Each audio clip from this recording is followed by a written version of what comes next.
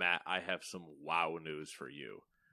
Mostly sipping that tea, but that's a later story. This currently, Blizzard mobile games, weird, let's see, and Embracer Group buying up more things, yeah.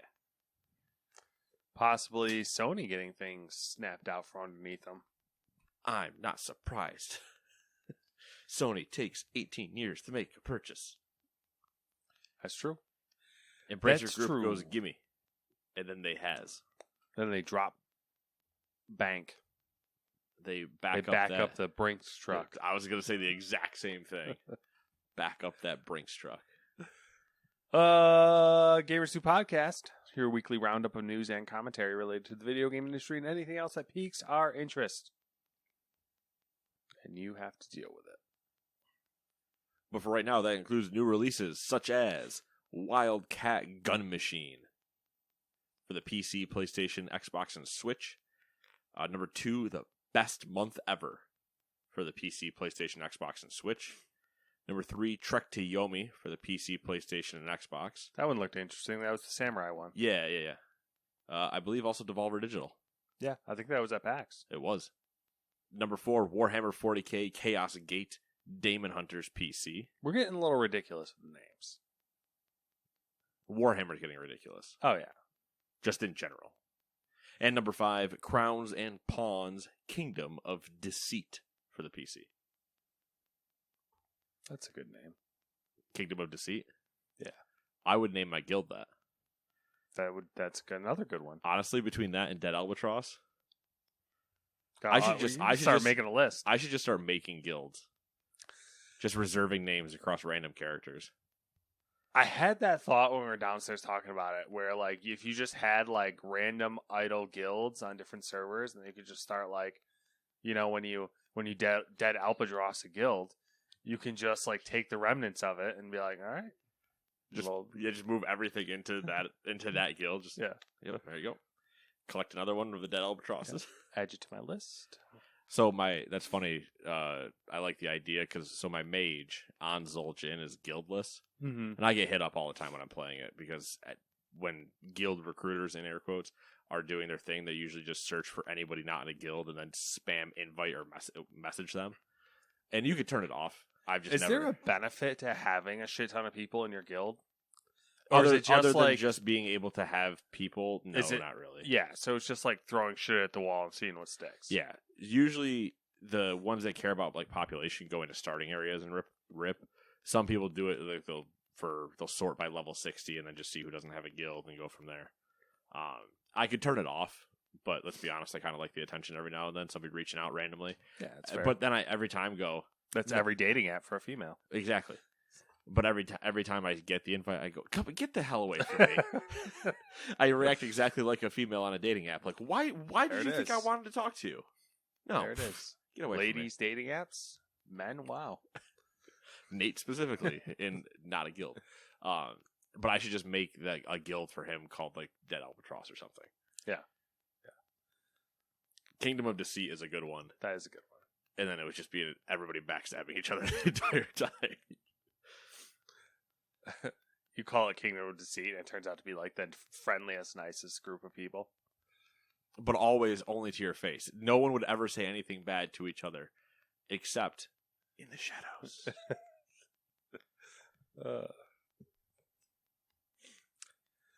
Let's see here. I forgot to break up number 1, so that's a long one. That means number 1 is you. You is number 1. Woo woo, shitting on Activision Blizzard. Hey, we make money doing that. We don't make any money. As per tradition, we have a plethora of Activision Blizzard news. Most of it not good. Former Blizzard Versailles employees Man, do you remember that? I don't, but I remember the name, but I don't remember anything else about it. That's all that matters. Where was I? I'm like congested now all of a sudden. They have won. They won. An appeal case against the late studio. The court invalidated the redundancies that led to the closure of the branch in 2020. And now the former employees are potentially entitled to further compensations. Interesting. Good for them. A new National Labor Relations Board complaint was filed against Activision Blizzard, which alleges that employees were threatened for discussing wages and working conditions at the company. Always a fun one to watch that happen. That's always like every major company. Yeah, I mean, that happened in our break room Yep. when we were together. We didn't get threatened, to be clear about that. Yeah. No. But I did have the head of HR pop her head back in and say, you can't talk about that. And I looked at her and said, watch me. It's a wonder her and I didn't like each other. Actually, I think I can talk about that. I was like, yeah, Go fuck yourself. You can't stop me. New York State seems to be the next in line to attack Activision Blizzard, beating that dead horse. New York is proposing that Activision Blizzard prepare a report on how it's handling abuse, harassment, and discrimination within its ranks. But the publisher has urged its shareholders to vote against this. The report would be expected to disclose the following: total number of disputes settled by the company and the amount of money spent doing so, progress towards reducing the average amount of time taken to resolve such complaints, either internally through litigation, total number of pending complaints regarding sexual harassment or sexual abuse, harassment, or discrimination, I guess, amount of hours worked and pay issued as required by the California Department of Fair Employment and Housing. Activision Blizzard's board of directors told shareholders, quote, "While the board appreciates hearing the perspectives of our shareholders, we do not believe this proposal is in the best interests of the company or its shareholders." That's talking about the New York wanting them to make that report. So surprise, they don't want to do it. The New York City Employees Retirement System and pension funds have filed suit against Activision Blizzard over its planned sale to Microsoft. They are accusing CEO Bobby Kotick of hurrying the sale to avoid fallout from Activision Blizzard's many problems. And they also said he was, quote, unfit to negotiate the deal. Where have I heard that before? I would like to make a vote of no confidence in the new chancellor. And finally, Blizzard has recruited Jessica Martinez to the newly created position of Vice President, Head of Culture. Martinez spent more than 14 years at the Walt Disney Company in various senior roles focused on strategy, communications, and employee experience. All right. Last one's a good thing. Yeah, I mean, I think, wasn't there recently a thing that came out about Disney treating their employees like crap? Well, yeah, but that comes out all the time. Yeah, that's true. I'm just saying, like, it's a good PR step to create that position to at least in theory attempt something. Yeah. It'll turn around eventually. Kind of is a little bit, but yeah, we'll see. I get the publisher, developer, whatever you want to go with, because I guess they're technically both, not wanting that report to come out. I understand that. Also, it's weird to me. I understand why New York City is angry, but at the same time, I think those things contradict each other. Them wanting that report and them then saying that, well, they shouldn't sell. Mm-hmm. Oh, in order to resolve the issue, you do not want them to have control anymore.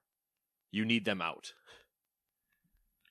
The New York State was the ones that wanted the report, and then the New York City Pension Fund was the one that are suing them.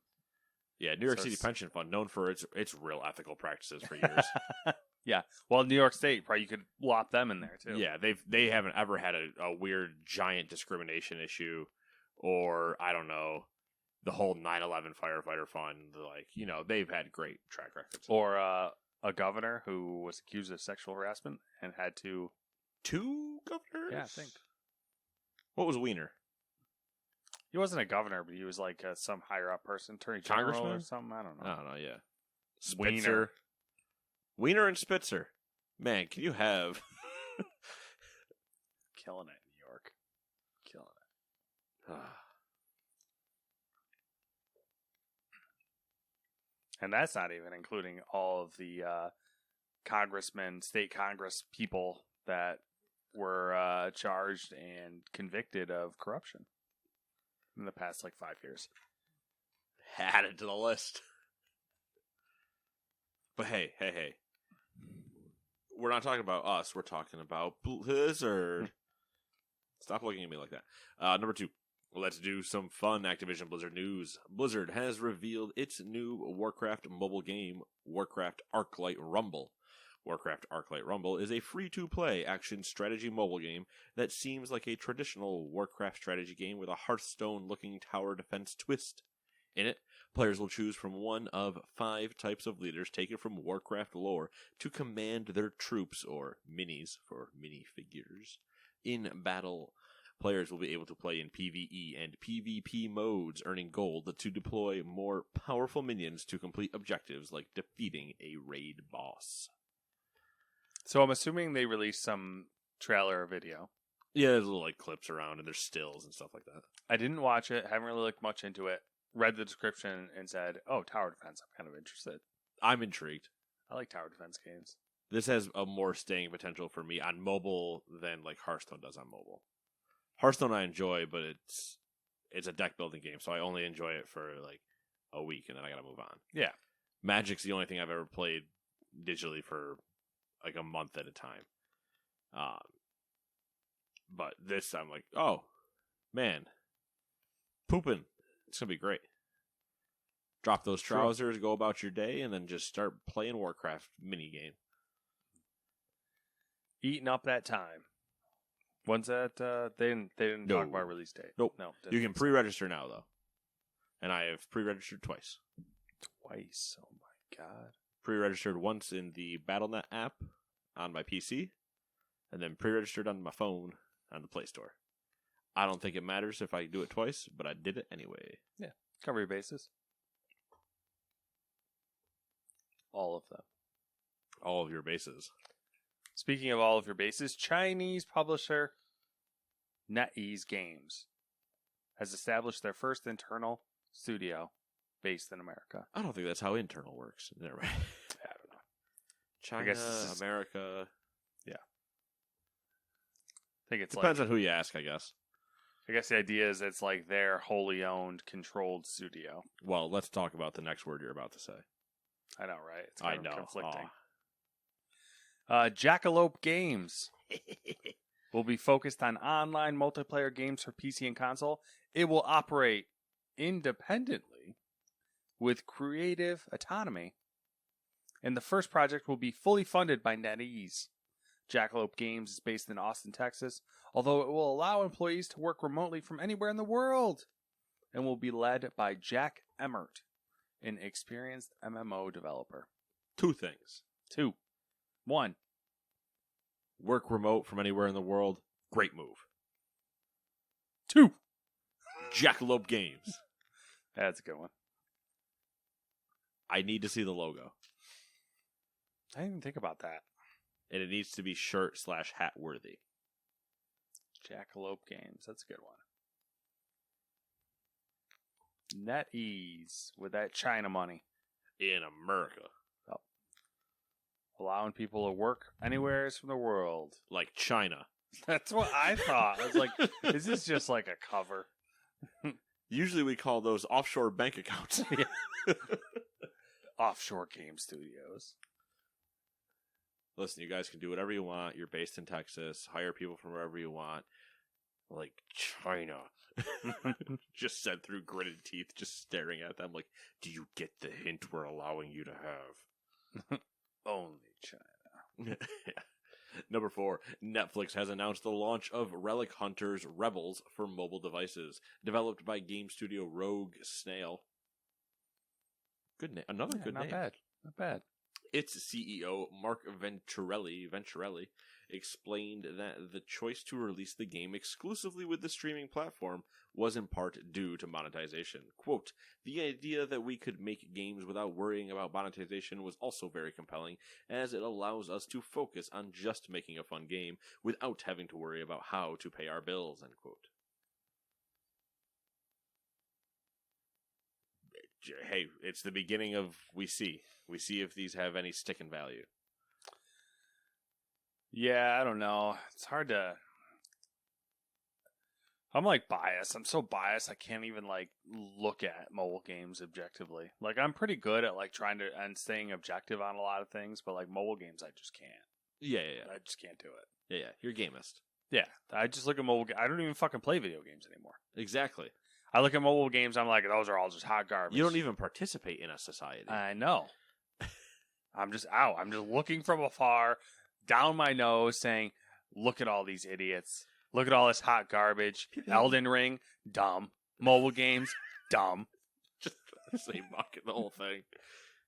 Games themselves, dumb. Why am I Dumb. on this podcast? Dumb. Nintendo, dumb." Well, that's been true of you for a while though.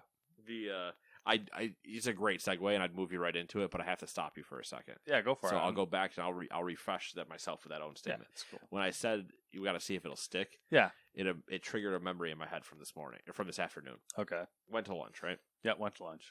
Hannaford, Hannaford. picking up stuff and leaving. Yeah. What I do every day. Go in, cashing out. Now near the shelf checkout, near the self checkout is this display. Typical, cut the right part of the cardboard. It just boom display. Yep. The display is, like campfire sticks for s'mores. Okay. Like little forks and whatever. Yeah. And so it's a I don't know 4-foot tall box or whatever, right? And I don't notice it initially as I go in. I turn around to talk to my buddy who's finishing checking out, and I see the sign behind him. On the side of the box, their catchphrase slogan area. What do you think it said? I can't even imagine. It said, "Make it a hot and sticky summer." Sex sells. And I was like, no. Hot and sticky. Which Yeah. is great if you're with a woman, but it sucks when you're in the jungle. It's hot and wet, actually. It's a good Morning Vietnam quote. Yeah. Just in case you were curious. I shouldn't be allowed to talk, really. But I mean, let's be clear, you do hate Nintendo. I do hate Nintendo. And that's why I'm going to tell you about the contractors for Nintendo of America. Because they have described a growing sense of discontent due to the disparity between how the company treats themselves and its full-time workers. I don't know what the emphasis is here. I don't know either. All right, let me start over here. Contractors for Nintendo of America have described a growing sense of discontent due to the disparity between how the company treats themselves and its full-time workers, according to an IGN report. For example, the publisher is reportedly reluctant to convert and or hire full-time staffers, which has resulted in no clear career path for contractors to become NOA employees, and led to increased turnover for contractors as well. The report has multiple examples of unfair or bad faith examples, so check it out if you would like to further lose hope in humanity. Won't go into detail. It's just more of the same. Just more. More. What are you doing over there? Charging phones? I know, I'm slowing us down. Slowing you down. I was reading a whole story. You could have done this. You could have done this in the middle. I was trying to follow along because I didn't want to speak out of turn. Oh. Matthew. But at the same time, it's interesting. I am of two minds of that. Because there's no way they're the only company doing this. Yeah, it's true. It's weird. It's weird. I don't get this, like... Give me the two minds. What do you got? What's mine? Mind one. I don't understand what the reasoning here is on Nintendo's side. Like, if you have... you hire a contractor, they get up to speed, they become skilled with whatever it is your system of doing things is. Wouldn't you want to take that molded employee, a contractor, I guess, because there is a difference, molded talent skill, and then make it permanent, so that you don't have to reinvest that. How much do I have to pay that person? I don't know. I always assume that you end up paying contractors more than you would end up paying employees, but the back end of that is the benefits, I'm sure, is where it gets weird. Potentially. The other mind I am You have of to is ship everybody to Nintendo Land once a year. It's like a thing. you gotta You cut implant that- that if you- fucking if you- Mario chip in their head. And if you cut that number in half, Uh, everybody gets outfitted with one of their 4 choices for costumes each year for Halloween. Yeah. Mario, Luigi, Wario, and Peach. Those are the only ones they recognize. and the other side of that is, if you want to work for Nintendo, get hired at Nintendo. Don't take the contractor job, like. But, sometimes it's the old I need a way in. Yeah, they, I know. they have that whole got to kick the door down method. Yeah, it's. I don't know. So the key is to make it so they can't get rid of you. So multiple contractor jobs yourself. To the point where you're so ingrained that if you leave, they're screwed. Yeah, but then you end up like fucking Fred in the basement. Frank. Frank. The basement of Bethesda. Yeah, Frank. Yeah, but see, he loved that. That's the difference. He wasn't trying. He loved it, and then he tried to leave. That was the difference. It wasn't that he wanted to stay. He tried to leave, and they actively told him, no, you are the creation engine. You are the creation engine.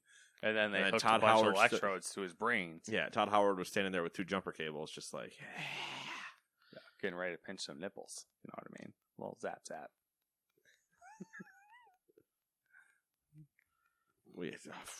Issues. This is not a kid-friendly podcast.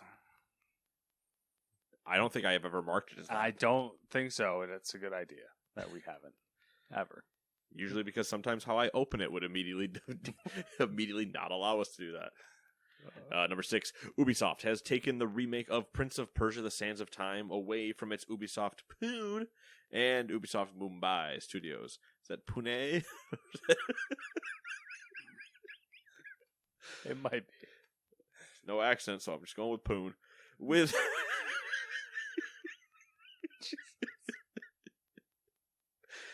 With work on the game to be led by Ubisoft Montreal going forward. Quote, this decision is an important step and the team building upon the work achieved by Ubisoft and Ubisoft Mumbai will now take the time they need to regroup on the scope of the game to deliver you the best experience for this remake of an all-time classic when it's ready. So, I read this statement when it came out. Yeah. And I'm like confused because they said we're taking it away from them to give it to Montreal.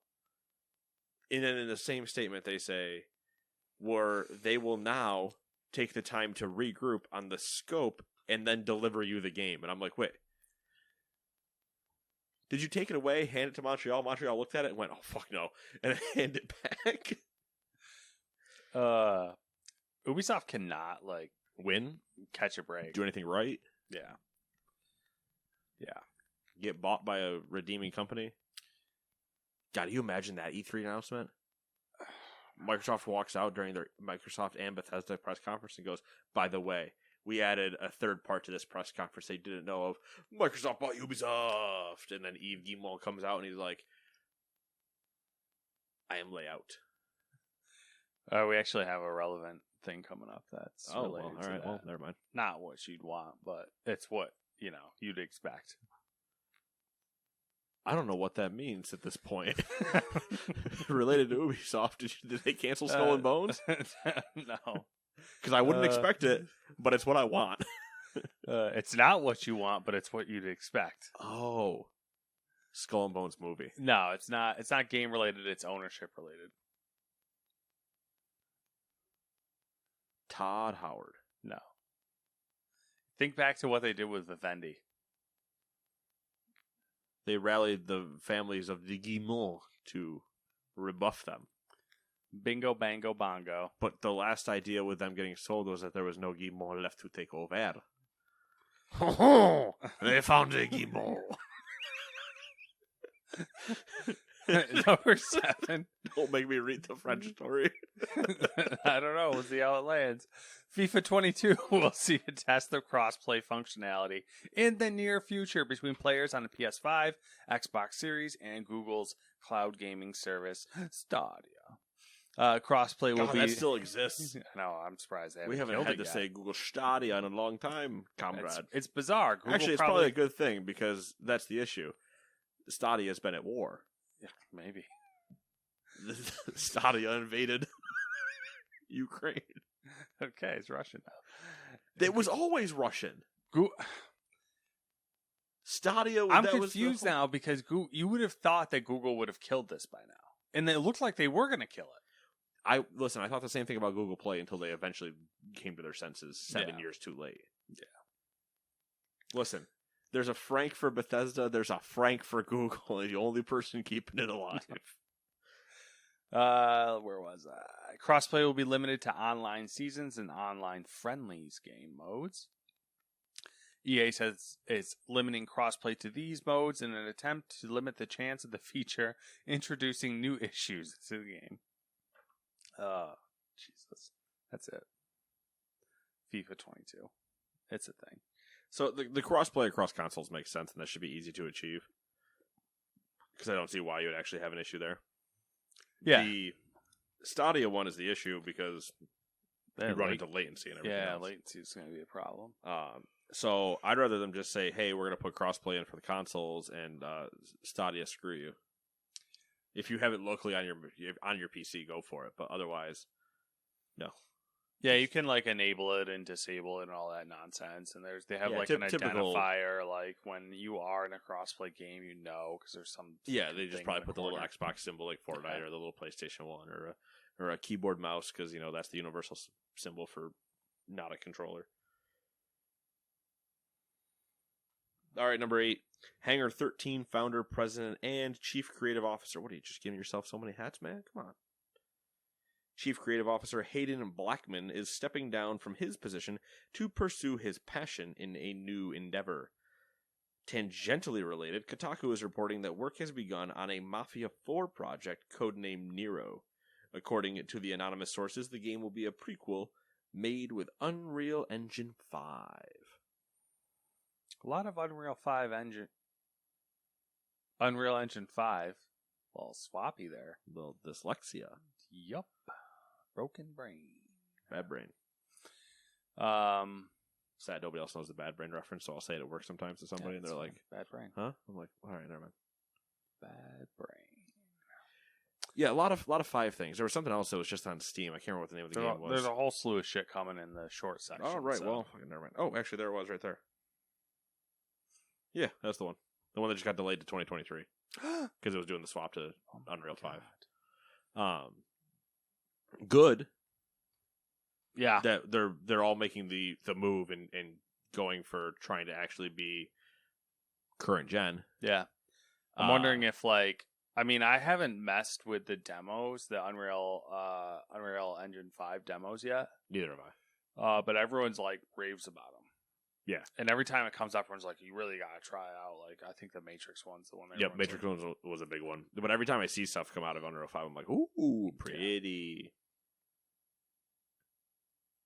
Now, if I was a dev and understood how to do anything in it, I'd be like, "Ooh, pretty." Like, unlimited power. Yeah, basically. Is it me? I'm next, right? I would develop in a black hoodie that came over my eyes, and I'd probably look like Palpatine by the end of the week. It's the beginning of the week for me. I always look like Palpatine. I start as Anakin. Palpatoons. And then by the end, you see that torso light part of yours? Have you seen those Unreal Engine 5? Fucking. You can just say Unreal 5 and stop there. I know.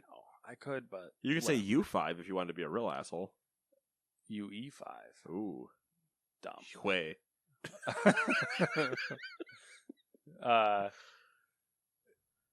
If someone made like little animated shorts in Unreal Engine 5 that are Star Wars related, and one of them's like Palpatoons, and it's like a stormtrooper listening to music in his helmet. And he's like, Palpatoons play something. Oh, nice. Anyway, I want to see them just remake the Robot Chicken skits.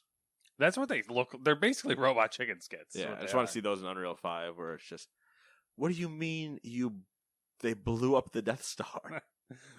What do you mean they blew? Well, I don't know. Use that torso light bright of yours and get some.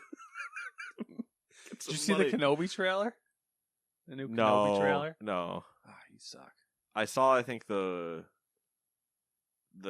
Speaking of torso light bright, the cliffhanger part where I don't know if it's a cliffhanger. It sounded like the comment I read made it sound like it was edited to be a cliffhanger. When the guy basically asked, "Oh, you mean like you trained his father?" And they're like, "Oh, there's only one thing we need to see, and it's how does Obi-Wan come back from this absolute banger of a put down?" I just died. That's cool. Yeah, that was pretty good. There's a couple of good shots in that trailer. I don't know. What are you having? I just love it. Can I get a turkey club? Yeah, no, mayo. All right, hold on. Vader's on the other line. He's crying like a little girl. Oh, Padme.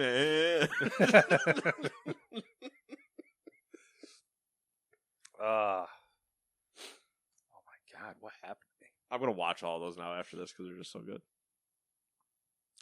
I like the Space Worms one, where like the worm comes out and tries to snatch Millennium Falcon, and the two worms start talking to each other. And it's like I don't know, I'm just having a bad week. He's like, "Do you want to get Chinese?" Yeah. Oh yeah. I love that one. All right, number 9. Embracer Group is set to acquire 3 major Western studios from Japanese publisher Square Enix, as well as its biggest Western-developed intellectual property. Crystal Dynamics, Eidos Montreal, Square Enix Montreal will be part of the growing publisher along with 1,100 staff across the 3 developers spread across 8 locations around the world. Around the world. The deal cost Embracer. Why? I don't know what's going on right now. Is that daft? Yeah. The deal cost Embracer $300 million and is expected to close between July and September of this year. As part of the deal, Embracer is also purchasing the Tomb Raider, Deus Ex, Thief, and Legacy of Kain franchises, as well as more than 50 back catalog titles. According to Embracer's announcement, 88 million Tomb Raider games have been sold to date, as well as 12 million Deus Ex titles. That's interesting. Man, if you want a comparison about what is popular. Well, not the to be fair, how many Deus Ex games are there? 2 or 3? 3. 3? Yep. Human Revolution, Divided, and the first one. The first one I definitely didn't play. I think I played one of the newer ones, and that's it. I don't know, whatever. Doesn't matter. But there's like 800 Tomb Raider games. So. I think Divided was the most recent one at 3. All right, some random tidbits semi-related to this news. Eidos Montreal has adopted Unreal Engine 5 over its in-house tools for its future development. Woo! The initiative has confirmed that Crystal Dynamics will keep acting as co-developer on Microsoft's upcoming Perfect Dark reboot. Heard that's going great. Jeff Grubb said that Sony acquiring Square Enix was the big rumor. He's referring to a couple weeks ago when people were saying that Sony has a big acquisition in the works. Ha ha ha, suck it. Although people are still saying that, like, oh, you know, now that Square Enix has slimmed down, Sony might buy them. And they're like, yeah, but what do they have that, like, I feel like Final Fantasy. Yeah, like they have that's it. Nier. All the Eastern shit, basically. All the Japanime games. Yeah. Where was I? Oh yeah, Square Enix said it aims to focus on blockchain, AI, and cloud from now on. Square Enix will also continue publishing Western franchises such as Just Cause, Outriders, there you go, and Life is Strange. There you go. 3 other things. Nothing is. It's not worth it. How dare you put Just Cause down like that? Not worth it. They could make a 5th one. Not worth it. What do you think sold more copies, Just Cause games or Deus Ex games? I mean, I would go Just Cause. Four Just Causes to 3 Deus Exes. I would go Just Cause. I don't have an answer. I'm just curious. What the fuck? My guess would have also been Just Cause. But the question would be really... Life is Strange is the... Oh, that wins. No, but the question is actually... That is just copies sold. Mm-hmm. I'd want to know profit. Because Just Cause flies up in a Steam sale all the time. Yeah. So does Deus Ex sometimes too. But it's like... 5 million is not the same 5 million, if you know what I mean. Yeah, it's the old...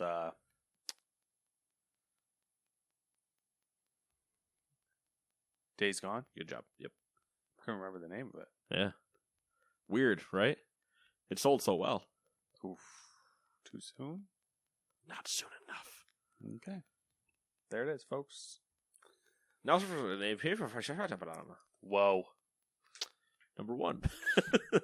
Now, for questionable things we didn't write full paragraphs on. Number 1. Summer Games Fest is slipping neatly into E3's time slot. Who'd have thought?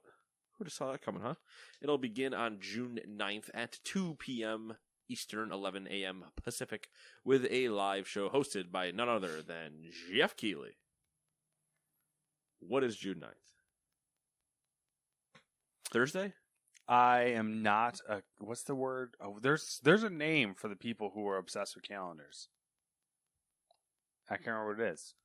But I'm not one of those people. Data Maniac. June 9th is a Thursday. That was just I'm not saying I'm good, but because I'm a genie, I don't know how I'm going to get there. That was an educated guess. It was, because I had a conversation with my D&D group last weekend about what weekend what was, and I remembered that I believe it was 3rd, 4th is the Saturday, Sunday. So I just was like guessing, quick math. You still do D&D? I don't want to talk about it. I don't want to anymore. I feel like that's the story of your life. Every time you talk about something, you're like, I don't want to do it anymore, but you still do it for like 3 years. You got raiding with these weird guilds. Listen, hold on. You got volleyball. You're like, I don't want to play these people. You got fucking you got D&D. The fuck, man? You didn't need to blow me up like that. I just got attacked. Fucking number 2. That being said, you want to take the day off and watch it? Yeah, for sure. Or take half day off anyway. Oh, yeah. I got time. Trust me, I got time. I got time. Time's all I got these days. No, just take a half day, be out at noon, grab lunch, and listen to our boy Keeley. Yeah, sure, why not? What else are we going to do? And we get really excited about weird things, and we're just like, I don't know why you're excited about that. Just like, oh, we're really excited about man, this. you wouldn't believe the VR adventure of Sam and Max. What? Okay. Weird flex, Jeff. None of us remember it. Number 2, Game Workers Unite is set to become Australia's first games industry union group and will rebrand itself to Game Workers Australia. Cool beans. All right. Wasn't sure there's more to that. Not really. Just, unions. Australia. Games. Australia. Good eye, mate. Chips on the bobby. Steve, no! Oh. Was he Australian? I don't remember. One of my favorite videos. The guy punching the kangaroo, attacking his dog. Oh, yeah, that is a good one. Kangaroo's got him in a headlock, and he's like, "Suh." Oh, you hit me. Oh. You know what? Dude, punches him. The kangaroo, squares up. Like, what the fuck just happened? Yeah, he just got a head like that. Okay, all right, fine, you win. I'm not doing this today. Take your meat sack. Number 3, the Guimont family is considering a partnership with a private equity firm to acquire Ubisoft from potential buyers. Oh, they're on the déjà vu. Because they're running the company so well right now. Crushing it. Oh, man. This is number 4, Stray, an upcoming game from Annapurna, where you play as a cat, will now be released in summer 2022 instead of early 2022. I realized it way too late, so I was just gonna stick with the timbre that I had. Stray was one of the many cat-based games that when it got announced, we were hyped for. Oh yeah, because I'm pretty sure that's the one with like the robots. The cats were in the book bag. Yeah, walking through and it was like the robot. Yep, it's like cyberpunky kind of dystopian, and it's Annapurna, so you know it's gonna be good. Yeah. Number 5, The Day Before, an open-world survival MMO in development by Fantastic, will be released on March 1st, 2023, instead of June 21st, 2022, due to the game switching to Unreal 5. That's the one I was talking about. It's currently like one of the most wishlisted or whatever games on Steam. Yeah, like most highly anticipated or some shit. Something like that. It looks like The Division. It does. I watched it. I thought that was the game. Which would be funnier because it's called The Day Before. And when you think about the story of The Division, it's like The Day Before. And yeah. You guys get it? I thought that was the game, but I like Googled it to double check. And then I was watching the video and I'm like, this looks so much like The Division. Like, it's insane. Which, to be fair, though, for us, that's a good thing. Oh, yeah. I mean, it looks like The Division. And then it immediately cuts to them in trucks four-wheeling. And I'm like, what? Yeah, and then there's just that moment where, like, man, The Division in an actual full-scale MMO? I'm listening. Yeah, that's... And Unreal now they're switching 5, on. I'm listening. Give me that 40 series RTX card. I'm listening. Right, whoa. I know what color's the dragon. I'm aware. Number 6, Avowed. The fantasy RPG being made by Obsidian looks to be making use of Unreal 5 based on their lead VFX's LinkedIn. Number 7. Yeah, just another one. Intel CEO Pat Gelsinger has said that he expects the ongoing semiconductor shortage to last until 2024. Quote, part of the reason that we believe the overall semiconductor shortage will now drift into 2024 from our earlier estimates in 2023, just because the shortages have now hit equipment and some of those factory ramp-ups will be more challenged, end quote. That is a horrible quote. Yeah, I don't like when they quote Like CEOs because they're talking like they're in a conversation. So when you actually quote it, it doesn't make any sense. Yeah. You know what I mean? I know what he means. Yeah. But it's like, when you read it out, you're like, wait, that just doesn't make any sense. Yeah. Robert Razor Guy Krakoff, the co-founder and former president of gaming hardware company Razer, died last week at the age of 81. He was behind the first ever gaming mouse, the Razer Boomslang, which came out in 1999. Razer's got an interesting history. You should read about it sometime. I kind of assumed, I came to that assumption after the story you just read and then the next one as well. Well, the next one is that Razer is going to delist from the Hong Kong Stock Exchange and go private after 95% of their shareholders agreed to the move. They've been publicly traded since 2017. In the article I was reading, it listed I'm assuming a Hong Kong native or a Chinese person or whatever. And it said that person is the founder too, and I was like, okay. I can't. Oh, I'm gonna butcher his name. Min Liang Tang. Yeah, it is a 3-part name, and I'm not sure what it is. I believe the initials are MLT. That sounds right. Yeah, he's always been, him and Robert like founded it together. But there's more history than that, like of them getting the name and doing all this other stuff because they technically like bought it, I believe, from somebody else. Okay. It's a whole thing. I had to look up the Razer Boomslang, and then I looked it up, and I was like, "Oh yeah, that mouse." Yeah, like, Fatality. Yeah, that's also the beginning of that nightmare. Oh yeah. Yeah. Still to this day, his name is on fucking motherboards and shit. Really? Yeah, you can still find like Fatality versions. I don't know why companies are still doing it, because anybody that buys a Fatality thing, I just laugh at them. So ridiculous. And it might not be true anymore, but I could have sworn when I was looking for my motherboard when I was doing that build So 2015 or 17. I was coming across Fatality Board still.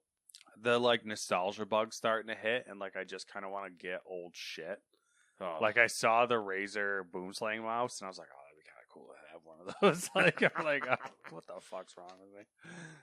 Number 10, EVE Online is getting Excel spreadsheet support with the help of Microsoft in order to, quote, help players access and calculate everything from profit margins to battle strategy, end quote.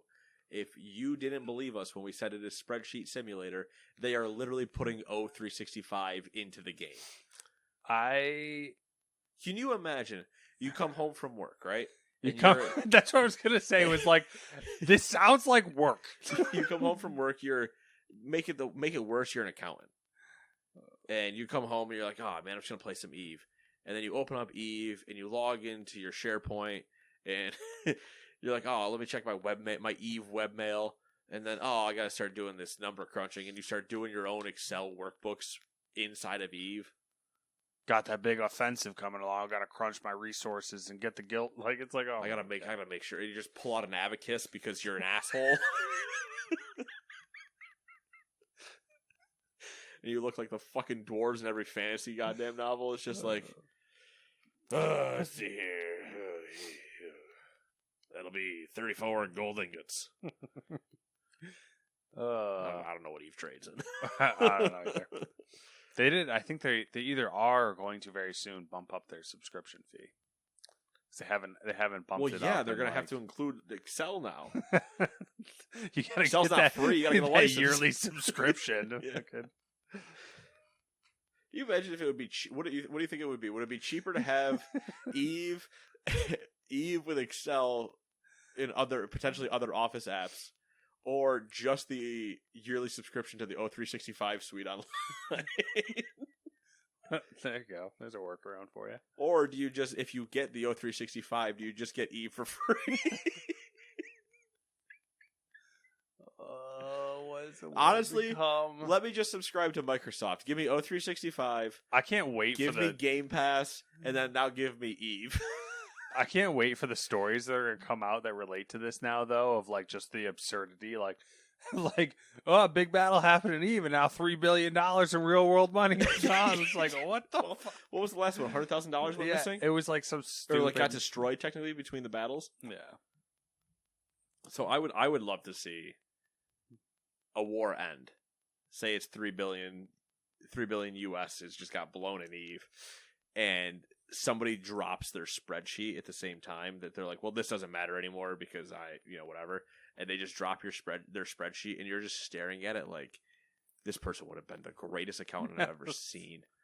How?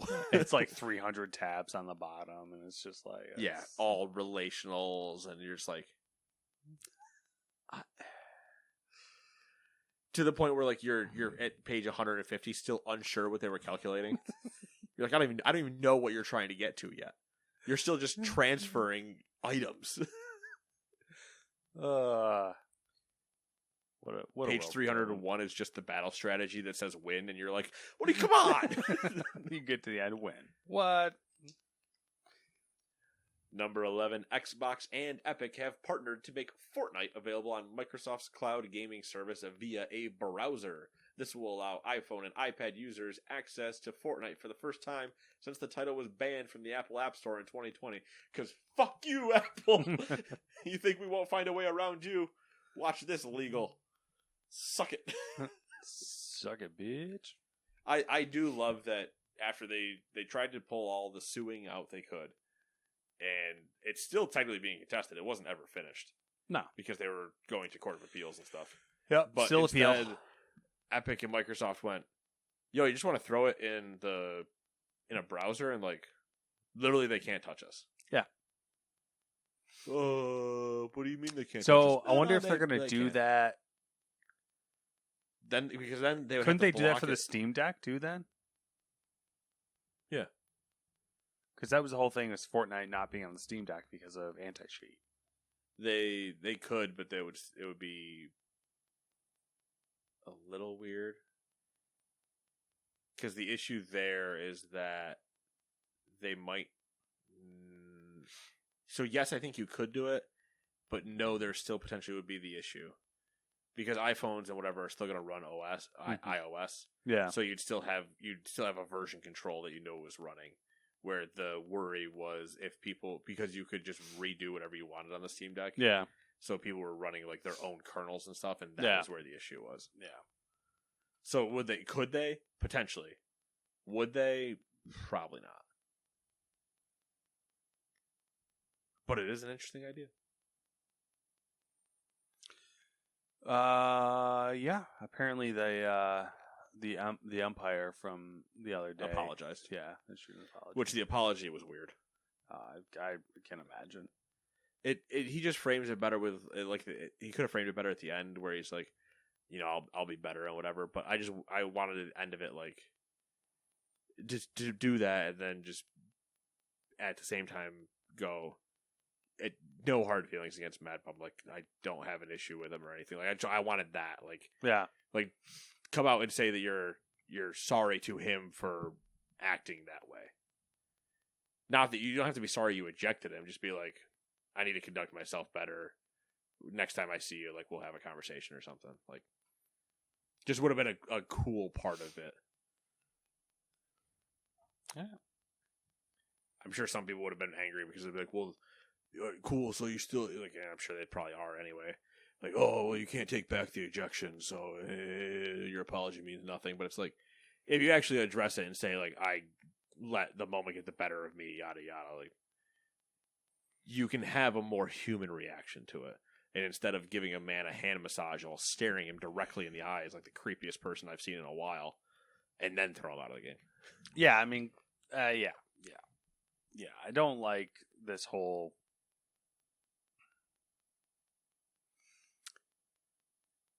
It's a slippery slope because a lot of the umpire stuff recently has been the umpires having more personality and more emotional reactions to what's happening on field, and then it's like kind of it's like throwing a fucking monkey wrench in the whole thing now because it's like, all right, so like this dude's gonna these guys could go off at any moment, fuck the whole thing up. Like, did you hear the call in that John Boy had with on the Rich Eisen show?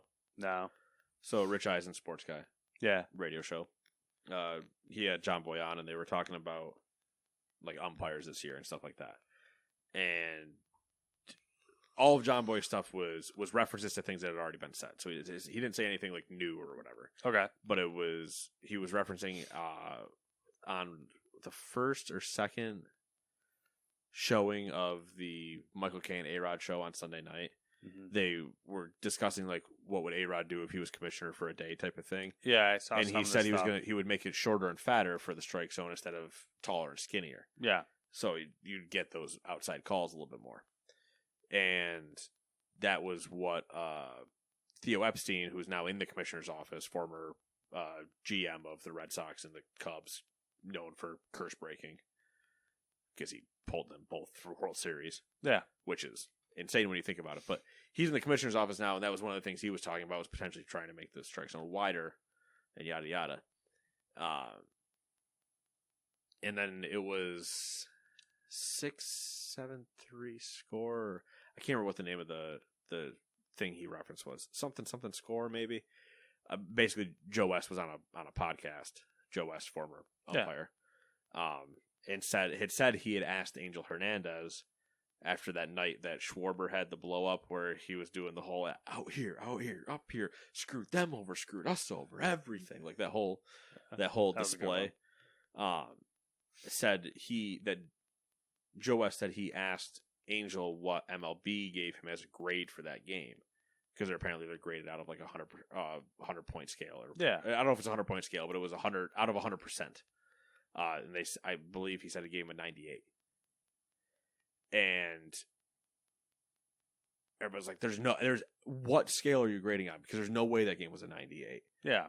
And that was feeding into, well, is there now a chance that what MLB is grading on is what somebody like Theo and A-Rod have said, where they're going to make it it's shorter and fatter, but they've told the umpire, or they're grading the umpires on that without actually telling them potentially. Mm-hmm. But also that means they haven't told the teams that are competing in the sport that they're running, which would also be bullshit. Which sounds exactly like what they do based on all the ball stuff. Yeah. So it And was sticky just stuff. some interesting conspiracy stuff. Hey man, have a hot and sticky summer. But it was Callback. hey, that's what I do. It was just an interesting like anecdotal thing because I do think there have been. I'd have to see the actual statistics to back it up, but I feel like there have been a lot more outside calls, or like off the plate calls, I should say, inside outside, than there have high low. In favor of a strike, I should say. But or does Fox or whoever have their little strike zone thing not correct at all? I don't like because it's not 100%. Like that is not the strike zone that MLB is using. Yeah, but it's if that's the case, that's supposed to be the guide for the viewer at home. Yeah, so it's not. You don't want everybody at home to just be thinking you're entirely wrong the entire time. Yeah, if you're telling them they did a 98 out of 100. I don't necessarily think the whole like wider strike zone would really help the problem either, because it's just the idea for the wider strike zone is to get more balls in play type of thing. Like now that one that's just off the plate is easier to get, is like would make you want to slap hit a little bit more than having a ball at your shoulders consistently getting called a strike or whatever. Yeah, I get it. I mean, I kind of get it in one sense because you'd get more hits, but at the same time, like if you don't do other things, you're not it. Like the people are still shifting, obviously, and like the way the game is played is the same. So the shift is potentially going away next year with everything else. So like if you're just hitting more balls than the play, you're just gonna have more outs. Yeah, I have my own issues with the way that they think they're going to solve things. And one of them being robot umps, where again I agree. Jimmy on the same show brought up a point that I've had for a while. And I agree with him 100% on it, but we're in favor of robot umps. But if the robot ump in the strike zone they're showing and everything else is still making everybody at the bar groan because a call is wrong, then we've wasted our time. Yeah. Like it needs to be correct, not for sure. Can't happen. For sure. It needs to feel better. It can't feel the same. If it feels the same, there's no point. Yeah. Yeah, I feel like we need to get to the point where, like, I feel like the umpires should all be anonymous. Like, you should never know an umpire. Yeah, you should never know an umpire, and they should never be the deciding factor of a game, really. So, like, the only reason you should know an umpire is if you're one, a player, or two, the guy's been around for 25 years. Yeah, and that's only because he's just been around. So you've literally watched him age. Yeah. As long as you've been watching the sport, he's been there. You'd be like, that guy looks familiar. Who is he? And then you'd be like, oh, Joe West. But like most of the time, like you watch a basketball game and you don't even notice the referees there most of the time. No, I know a couple of faces, but I don't know their names. And one of the most famous ones, God, he retired in I don't know how many years ago now, but it was a guy by the name of Dick Pavetta. And Dick Pavetta was one of the, like, I've been around forever. Yeah. And to the point where they were having fun with it. Like, he's just the old guy hanging out, but like he still did his job. But he, at one All-Star game, like raced Charles Barkley in a sprint down the court or whatever. Because Charles was mouthing off on the TNT, like, post show of like, I could beat him in a foot race. And so they just had a whole fun moment with it where it's like, you're not going to get, instead in baseball, you're getting it because the only way that they can make anything interesting about themselves is to throw somebody out of a game or. Yeah. Yeah, it's frustrating. Again, it goes to part of it, I think, and I don't know if this is 100% true, and we're so far away from video games at this point, but the Twitter account Umpire Scorecards. Yeah, that uses a like Python sample to pull the data in and then grade umpires, not arbitrarily, but it's not an official thing at all. It's just a little It's basically actually a laptop that runs and just does it. But the cards you see come out from him, sure, though they're a good like kind of idea, but it's only ball strikes. It's not like safes or check swings or whatever. It's happened like maybe once this year, and it's happened in a couple years past, where like an almost perfect card comes out, and you'll have it kind of make the rounds a little bit. But it doesn't make enough of the rounds, where when a bad thing happens, it's all over. But there needs to be the praise of the good as well. Yeah, I remember it happened once last year. It was absolutely like he missed one call. Yeah, he missed. It was like a 99% or something like that Yeah. accuracy, and I remember it was like viral for like in the baseball world for like the week. And Yeah, and that's where it's like that needs to get just like promoted. Like, Yeah. you miss one call. Yeah.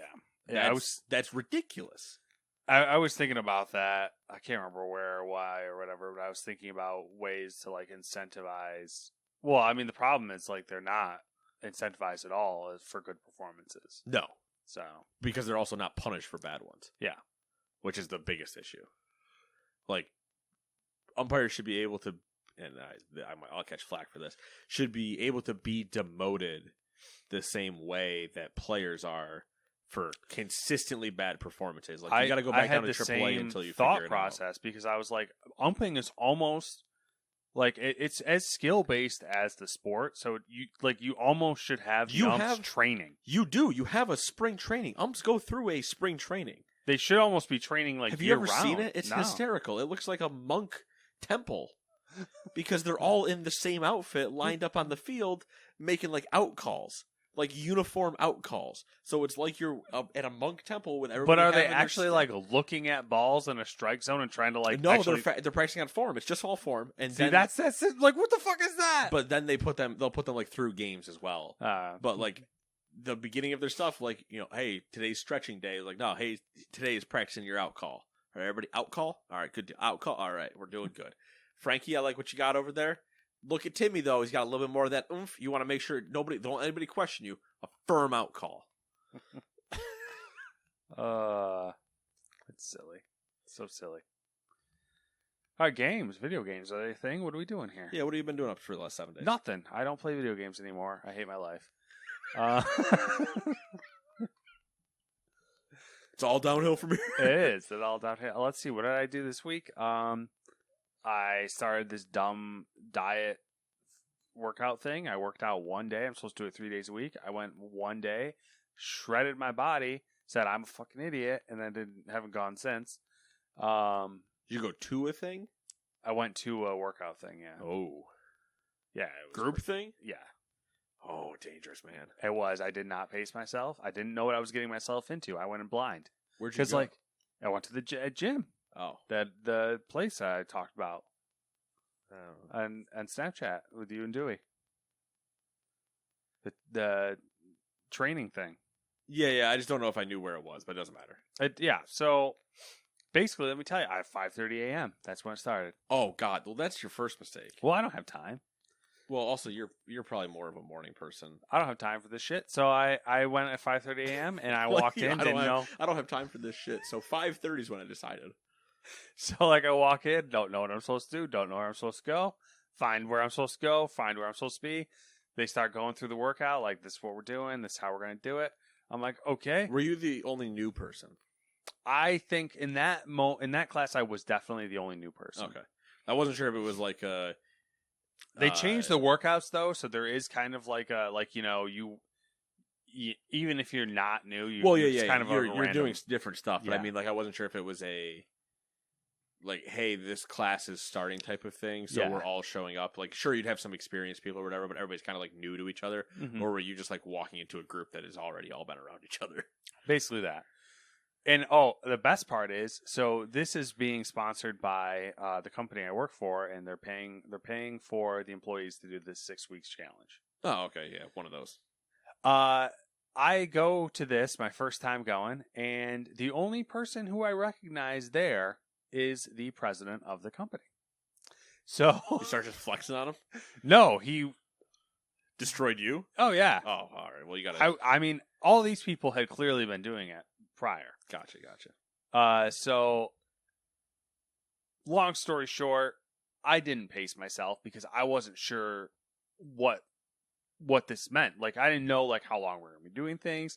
If there was going to be breaks. Whatever it is. I know that I'm at a gym, I'm going to be working out, and it's 45 minutes long. That's all I know. All right. So I went into it, and Did you bring your own hydration? I had water in the car. I didn't bring it into the building, which is fine. Didn't have time to drink it. Fair. So I didn't bring a towel, which I wish I had, because when I got out of my car, when I got home, my seat Yeah, was it's disgusting. drenched. Yeah. But it was the whole time. I think we got one, 2-minute break at one point. The rest of the time, it was a 15-second break between each station. Yeah. It's hit. Yeah. And the 15 seconds, obviously, like that's your reset time between stations, essentially. So it's not really enough to, if you had your own water with you, it's enough to move, get like a couple swigs, and then you're going. Yeah. So like I got to the point where, I mean, it's 5:30 in the morning. I obviously didn't eat breakfast, which worked out in my favor because if I had, I guarantee you I would have thrown up. Yeah, that's why I had to stop at one point because I almost started dry heaving. That's why I can't work out after I eat because I will run into that situation. So I killed myself on that, and I got new tires put on my car, so that's fun. What day was that? That was Wednesday. Okay, so you just felt it 100% felt it Thursday. Thursday was, yeah, I felt it Thursday. Thursday night was probably Thursday night and this early morning and afternoon was probably the worst. Like, and I have it now to where like I can't take a full stride because my legs hurt so bad. Like I have to take baby steps until I warm my legs up a little bit, and then I can take a full stride. I mean, that also could just be because you're old. It's like I know my body enough to know that I shredded muscle at this point. Like it's that knife feeling. Like where you feel like someone took like a knife and just started scraping on your legs. Too much. Yes, that. So that I got new tires in my car, which was nice. What else happened this week? That's really it for me. I mean, it's been a thrilling week of nothing. Maybe video Nothing games in pain. Nothing in pain. Will come along sometime. At some point in my life, it'll come back. We'll see. What have you been up to? If you love it, you gotta let it go. It'll never come back. That's true. That's why I never understood that saying. It never comes back. Love is not a boomerang. Love is not a boomerang. I turn on sometimes it's a rubber band. You let go and it snaps you in the eye. Yeah, but that's if you're not. You gotta be careful. My computer desk is just getting filled with like more and more stuff. Like it's just like so now you're having to fight two obstacles. Time and it randomly getting covered. Yeah, everything's a mess. I don't have like free time. When I do have free time, it's like that's not free time because obviously like it's an illusion of free time. Yeah, it's an illusion of free time because things need to be maintained. Like. Bottles need to be washed. Floors need to be like vacuumed. I don't want to talk about that one. All I that gotta nonsense. This house. I don't want to. All that stupid nonsense.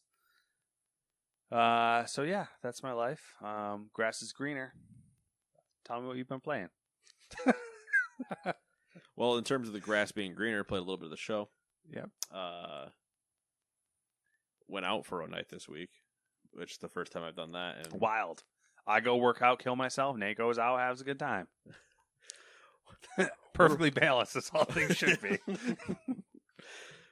What are we doing with our lives? I should have gone out and then worked out. Like I need to work out again, because it's been a few days and I can feel myself not. I also need to shave. This is it's starting to irritate me, so it's gonna get trimmed up tonight. But no, I had to make up for Boston. Yeah. And not going out at all. Yeah. So I went out. Had the pent up. And I had my time for the year, and I'm done now. I'm good. Covered my bases, and I move on. One and done. Not saying I won't repeat the mistake. It wasn't a mistake. Well, it was not a mistake. I might repeat the event, but I'm not in a sprint to do it now. I've satiated myself for months. So now it's just just chill. And then World of Warcraft and the potential death of my guild. Let me just double check real quick for a live update to see if it died. Another one bites the dust. Doesn't look like it died yet. Everyone's just waiting. It is very much Or everyone's like doing server transfers and hunting for a new guild. Already. Yeah, it is pretty close to like birds in the sky circling a corpse. Yeah. Or the old lions catching the limped antelope. Like it's gonna die. Yeah. We'll wait. I don't want to work for it. Yeah. It'll happen and we'll just wait. Just hang out under this tree. Wait till it collapses, walk over. Yeah, exactly. Dinner. So there's just some it's not drama, but it's not drama in like the traditional sense. Yeah. But I will be surprised if we have a guild by the end of the weekend, and I will be surprised again if we actually raid next week.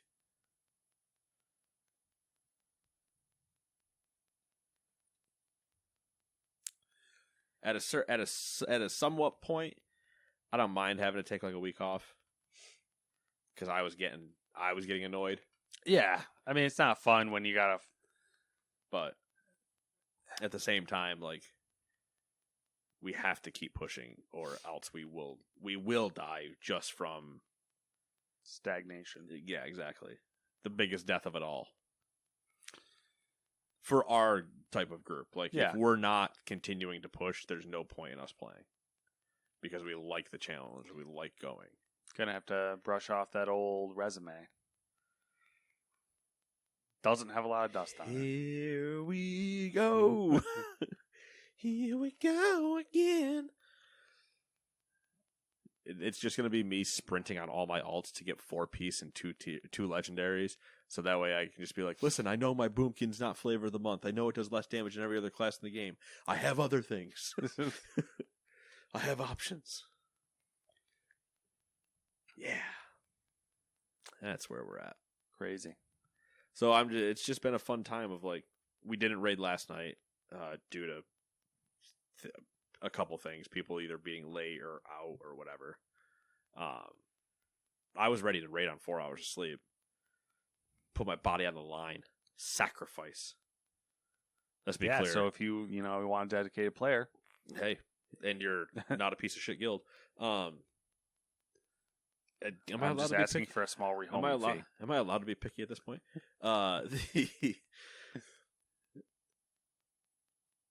Like for me, 4 hours of sleep and sleep deprivation to an extent probably, but that won't stop me from raiding technically. Now I have taken pre-raid naps that have ended up with me sleeping until halfway through a raid. That's different. But I've since stopped that for the most part. But I was worried about that occurring Thursday. But I was like, all right, I'll just play on no sleep and get through it. And then when I found out more people were going to be late or whatever that was going to stop us in Mythic, I was like, all right, well, if we're going to do Heroic, I'm going to just go to sleep. Yeah. And then I ended up talking to some of the officers till 11 anyway. So the entire raid time. Classic. But yeah, it'll be an interesting shindig to watch. Deja vu. I've been in this place before. Yeah. Yep. Thought, hey man, it's what it is, Someday. This one's different than the other one, though. Someday you'll be in a steady, non-toxic relationship. I'll be in a non-toxic non-relationship, potentially. The first one was a mutiny. That was done by design. That was a known we were leaving to form a new guild. So that was a little different. When that one died, that was just stagnation. People falling off, not playing anymore. Cool, I'm the only one logging in. We're down to 3 people. I'm not plugging. This is too much work. And it's gone. So then I hunted.